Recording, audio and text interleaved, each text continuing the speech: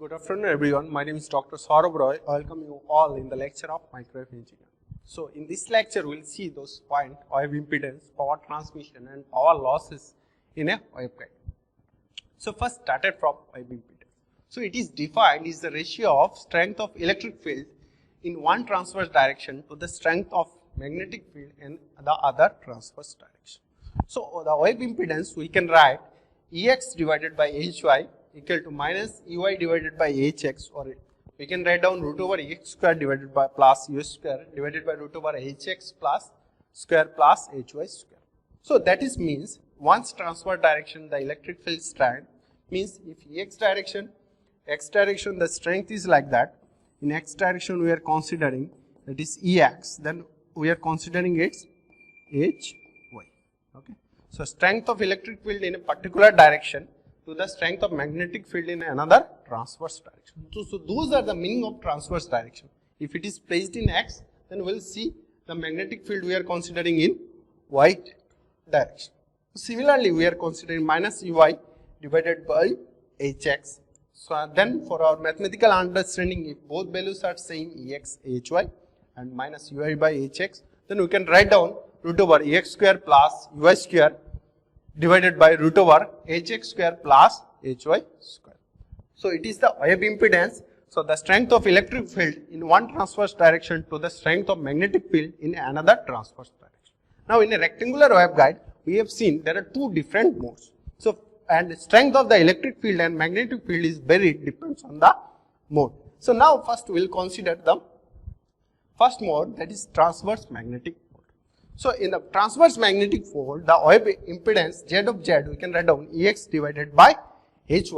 So Ex, we know the Ex equation is minus gamma divided by H square dou Ez divided by dou x and minus j omega epsilon divided by A square dou Ez divided by dou x. So from this equation, so we can cut down the value of dou Ez divided by dou x, okay, because both from numerator and denominator.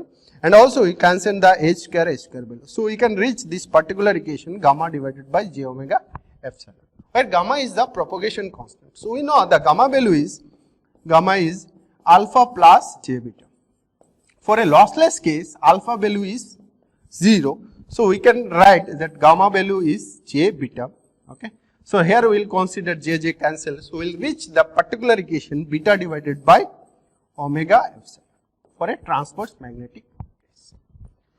Now, we will find out the value of, we will use that particular value, we already know the value of beta, and from this equation we will reach the equation. So, we know the beta equal to omega square mu epsilon minus omega c square mu epsilon. Now, from this equation, if we will place the value of omega mu epsilon, kept it outside, or omega square mu epsilon, kept it outside, then we will get omega mu epsilon root over 1 minus omega c divided by omega whole square divided by omega epsilon. Okay. So this equation we just place this part outside, wrote, then we will get omega. So now we can cancel omega we can cancel. So we will get root over mu by epsilon root over 1 minus omega c divided by omega whole square. Okay. So here omega is the cutoff frequency in radian and omega is the frequency. So we can write down omega c equal to 2 pi fc or omega equal to 2 pi f. Okay. So if we place omega c equal to 2 pi fc and omega equal to 2 pi f, then we can write down that this value is root over mu by epsilon root over 1 minus fc by f. Okay. Now we will place in terms of wavelength, if you want to place, then this equation can further we can write mu divided by epsilon root over 1 minus lambda divided by lambda c, because frequency we can inversely proportional to the wavelength. So that is the final equation for the wave impedance. But detail these terms we can write down the intrinsic impedance, that is neta equal to root over mu by epsilon into root over 1 minus lambda by lambda c. So that is the final wave impedance for the transverse magnetic mode in terms of frequency as well as in terms of wavelength. Now we will see the same things we have written here. So here we'll place kept it out. So the OAB equation we can write down similar way. We just place it outside omega root over mu epsilon divided by omega epsilon root over 1 minus omega c by omega whole square. So now from this equation we can reach this either in already we reached in frequency as well as we can write down its wavelength format. Okay. So we just place the omega square mu epsilon, we kept it outside and we are reached down this particular equation. Okay. Here we are cancelling omega by omega and these things root over mu epsilon. So we are writing this eon because this value is root over mu by epsilon. So how can we will get, if we will consider this root epsilon root, this part cut, then we will reach this particular equation. So root over mu epsilon divided by epsilon. So we can write down root over mu by epsilon. So that is the value of intrinsic impedance. So if you know for air medium the value is 377. Okay. So that is for transverse magnetic mode. The OAB impedance is eta and eta root over 1 minus lambda by lambda c whole square or eta root over 1 minus fc by f whole square. Now we will see the transverse electric mode. So in the transverse electric mode, the OAB impedance is ZZ equal to Ex divided by Hy. So minus j omega mu divided by H square dou Hz by dou y or minus gamma by H square dou Hz by dou y. So from this equation we can cancel the value of this dou Hz by dou y. Okay, minus H square. So we will reach j omega mu divided by gamma. Okay, for a lossless dielectric we can consider gamma equal to alpha. We know gamma equal to alpha plus j beta. For a lossless consideration, alpha we can consider 0. So if we place then this equation, then we will get omega mu divided by j beta. So j that cancel. So omega mu divided by beta. Okay. Now we know beta equal to, so ZZ will reach this particular equation omega mu divided by beta. Now we know beta equal to root over omega square mu epsilon minus omega c square mu epsilon. Okay. So if we will place outside omega square, similar from the last case also, so omega mu we can write down there, and this if we will place outside omega root over mu epsilon, so we can get root over 1 minus omega c by omega. Okay, so omega we can cut down, and from this equation also we can find we can write down eta divided by, which is root over mu by epsilon. Okay, so root over 1 minus omega c by omega. Okay, so that is the equation for the transverse electric mode. The OAB impedance ZZ equal to eta divided by root over 1 minus omega c by omega. So we can write down this equation also, eta divided by root over 1 minus fc by f whole square or eta divided by root over 1 minus lambda by lambda c whole square. So we can write down its frequency format as well as radian frequency as well as its wavelength equation. So that is the OAB impedance for the transverse electric mode of a rectangular waveguide. Okay. So we started from this equation Ex divided by Hy, we place the value and we find out this, reach this particular solution.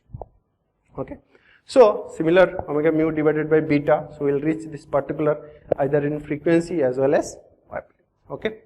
So that is the OAB impedance of a rectangular waveguide either in transverse electric mode as well as transverse magnetic mode we calculate. Now we will see the next part, that is the power transmission of a waveguide. So power transmission we can calculate by average Poynting vector. So we know P equal to E cross H. So from that average Poynting vector, so the transmitted power is the surface integral of P dot ds. We know the P value half into E cross that H conjugate.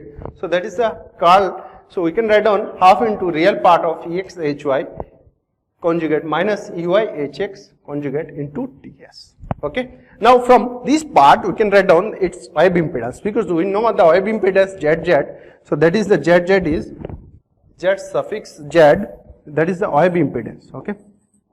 So we already calculate in the last slide, or we know the OAB impedance value is the, in one transverse direction the electric field compared to the other transverse direction or ratio in the other transverse direction of the magnetic field. the strength of electric field in one transverse direction to the strength of magnetic field in other transverse direction. So we know we can that is the ratio of strength of electric field. We know the ZZ equal to Ex divided by Hy.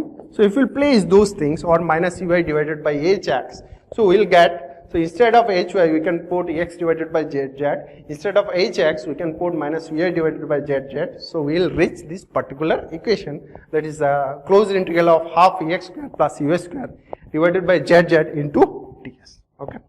So at ZZ is the wave impedance. So P transmitted equal to this surface integral or closed integral, we can consider 0 to b, 0 to a, half Ex square plus Ui square ZZ. So that is x and y. So in a rectangular waveguide, whenever we will see the rectangular waveguide, we are considering the dimension. In the x-axis, the direction is varied or length is a. In the y-axis, the length is b. So that is the integration from 0 to a and 0 to b. Okay.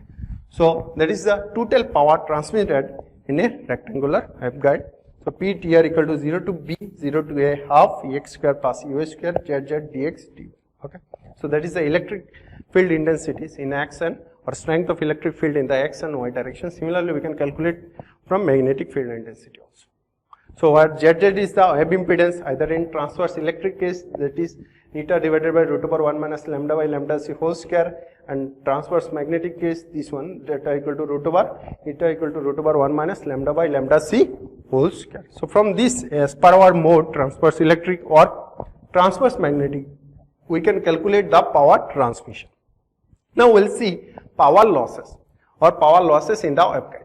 So that there are two things which requires the losses in the dielectric. One is losses in the dielectric, another one is losses in the guide wall. So whenever we'll see the losses in the dielectric, we'll consider its attenuation losses. So for transverse electric mode, the losses is occurs eta equal to eta divided by 2 root over 1 minus Fc by F whole square. Similarly, for losses for transverse magnetic mode, we can find out by using this particular equation. Now, whenever the losses come, the another things is there's losses in the guided walls. Means whatever the walls we are using, which should be perfectly conductor. If not, then there will be losses, that PL divided by 2P here. This is power losses, and this is the transmitted power, which we already calculated in the last slide. So power losses is Rs divided by 2 Ht square ds. So that is the losses of power losses in the guided walls. Okay. So whenever we will see the waveguide, so waveguide is filled with dielectric medium. So that's why two different losses is there. So in waveguide, so that is the, we are mentioned epsilon or mu r. So that is the dielectric of the medium. So losses in the dielectric, and another one is the losses in the guided walls. Okay. So that particular walls losses occurs in that particular walls. Okay. So two things are there. One is losses in the dielectric. So due to this dielectric parameter mu or epsilon r, losses is occurs. Another things is losses in the guided walls, and we are calculating by using this particular equation. Okay. Now, so this is the last lecture of the unit 1. In the next lecture, we will discuss about some numerical based on unit 1. All the numerical, whatever the numerical coming to the gate exam and others, we will see all those numerical, and next we will move to the next unit, that is circular waveguide.